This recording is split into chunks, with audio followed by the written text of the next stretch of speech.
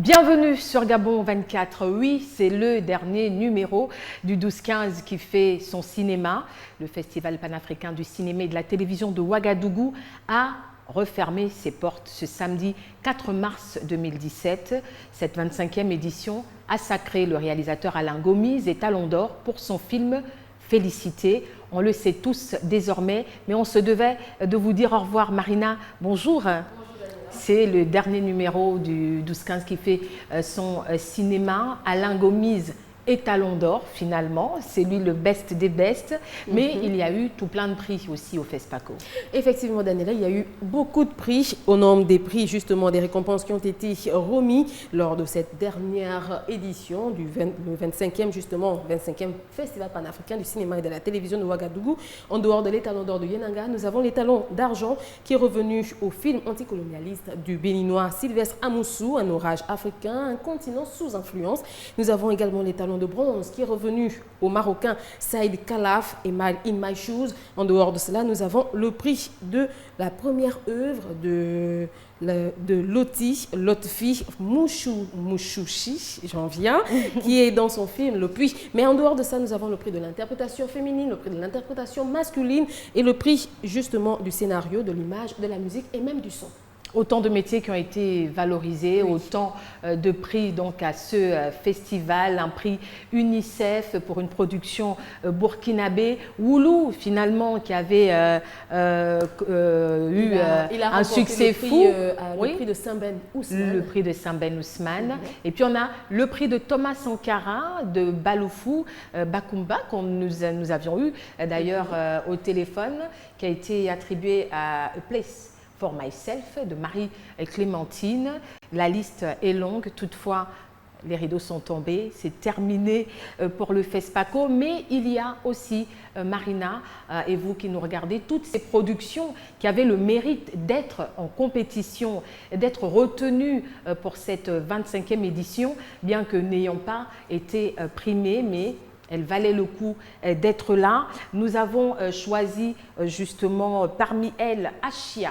Achia a été représenté au FESPACO par, que je revienne sur mes notes, par l'un des acteurs principaux de cette production. Mais nous avons au téléphone, en ligne de Paris, la réalisatrice et scénariste Françoise Elang, réalisatrice justement de ce court-métrage Achia qui était en compétition au FESPACO 2017. Françoise Elang, bonjour.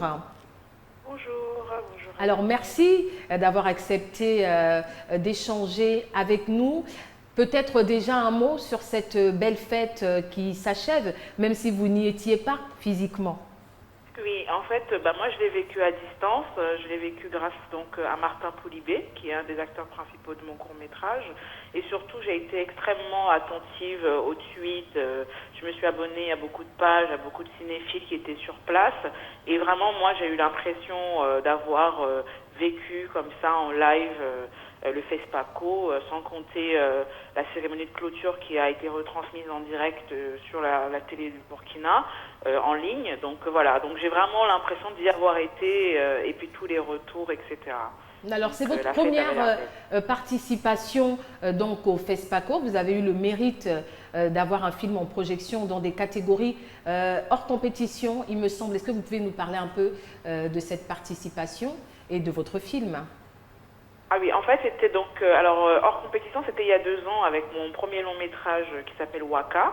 Et en fait, cette participation hors compétition était venue du fait que j'avais participé en 2014, donc l'année juste avant, aux Journées cinématographiques de la femme africaine, qui est en fait un événement parallèle organisé par le même comité d'organisation que le FESPACO, mais spécial film de femmes. Donc en fait, cette participation a fait en sorte que je ne puisse pas prétendre à la compétition l'année d'après, parce qu'on sait que le FESPACO, c'est tous les 2 ans en année impaire. Voilà, donc c'était la première fois que mon film allait au FESPACO. Donc cette année, donc en 2017, entre-temps, j'ai fait un court-métrage parce que je prépare un prochain long.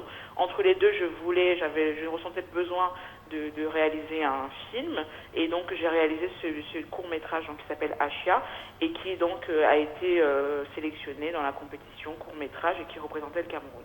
D'accord. Un film, parce qu'à côté des projections officielles dans les cinémas, il y avait pas mal d'organisations du côté de Ouagadougou. La salle était comble lors de la projection de ce film. Nous en avons les échos. Vous nous en avez envoyé un extrait aussi, certes pas primé, mais que retenez-vous de cette participation, Françoise Elong? Bah écoutez, moi déjà j'ai été extrêmement fière d'en faire partie parce que quand on sait le nombre de films qui atterrissent au FESPACO et être dans la sélection est déjà une première victoire, j'ai envie de dire. Donc le fait de pouvoir rencontrer un public, c'est vraiment ce que veut avant tout un cinéaste en fait. Et c'est l'élément qui est extrêmement important. Donc ensuite, moi j'ai eu beaucoup de retours justement des projections de mon film, où le film a été...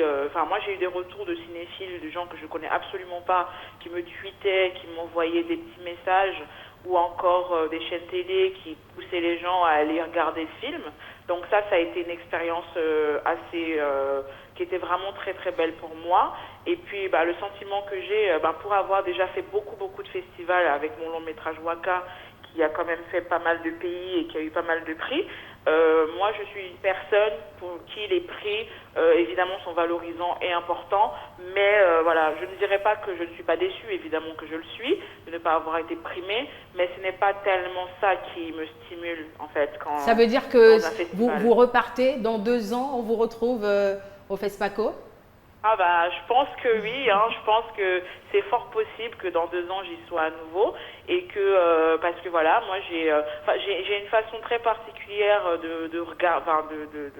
d'appréhender le cinéma au niveau des sujets, etc. Et moi je propose une vision qui est différente de ce qu'on peut attendre d'un cinéma fait en Afrique ou par une personne d'origine africaine.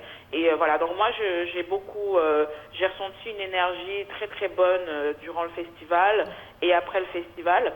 Et la seule chose que j'ai regrettée, c'est cette vision assez finalement étroite et vachement simpliste que par exemple des cinéastes au Cameroun ont d'un festival.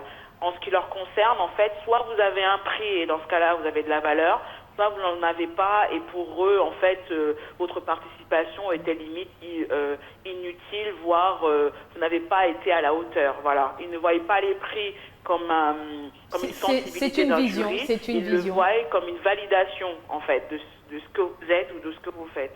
Très bien, Françoise Elong, merci. Nous, entre-temps, on va profiter d'un extrait de votre film, on va le partager aux téléspectateurs de Gabon 24. Bonne journée à Paris. Merci beaucoup à vous et bonne journée au Gabon. Merci. Voilà, tout de suite, un extrait de cette production Achia de Françoise Elong.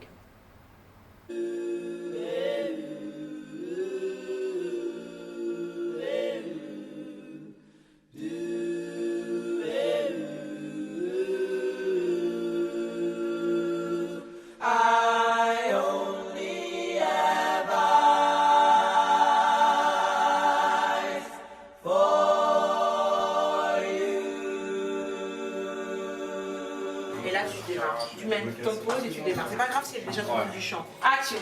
It'll do. Je veux pas que tu gardes ta main sur sa main. Ouais, mais en fait, je savais pas comment l'enlever. Je me suis sorti bloqué. So were you screwing me so you could fuck me? Or did you fuck me to screw me? Very dramatic. Like in your office? It'll do for now.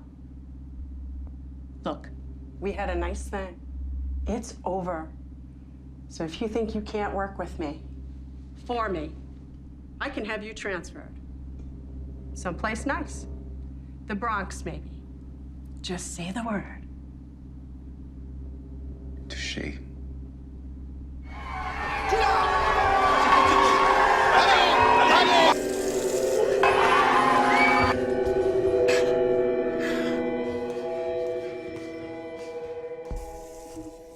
Voilà, plutôt la bande démo de Achia, de la réalisatrice scénariste Françoise Elong, qui était à sa première participation au FESPACO, qui s'est refermé samedi au 12-15 aussi. Il se referme. Rendez-vous dans 2 ans pour le FESPACO.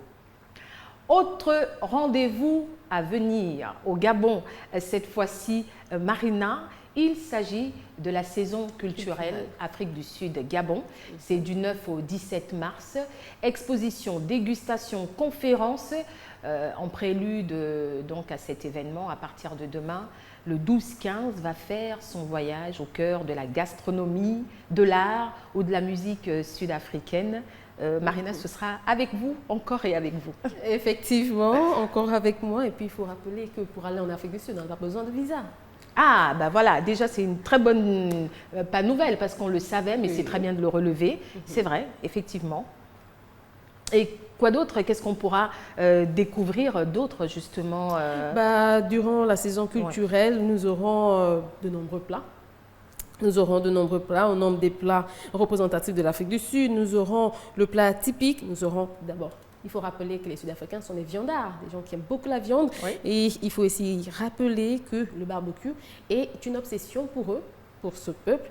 Mais après, il faut dire que, Daniela, c'est une saison culturelle qui est co-organisée entre le ministère de l'économie numérique, de la communication, de la culture et des arts du Gabon, en collaboration avec l'ambassade de la République d'Afrique du Sud. Donc, les Gabonais vont ici représenter plusieurs de leurs plats. Nous avons au Gabon le plat typique, les feuilles de manioc. Nous avons le folon, nous avons la viande de brousse qui peut être préparée ici. Autant de choses qui vont être donc proposées durant cette semaine culturelle qui démarre le 9 mars en prélude. Nous faisons des voyages au cœur de ces différentes spécificités. Simplement rappeler, sinon le dire, que l'Afrique du Sud entretient effectivement de bonnes relations d'amitié et de coopération avec le Gabon, des relations faites d'échanges, d'informations, de visites aussi. Merci d'avoir regardé ce programme. Restez sur Gabon 24, l'actualité se poursuit.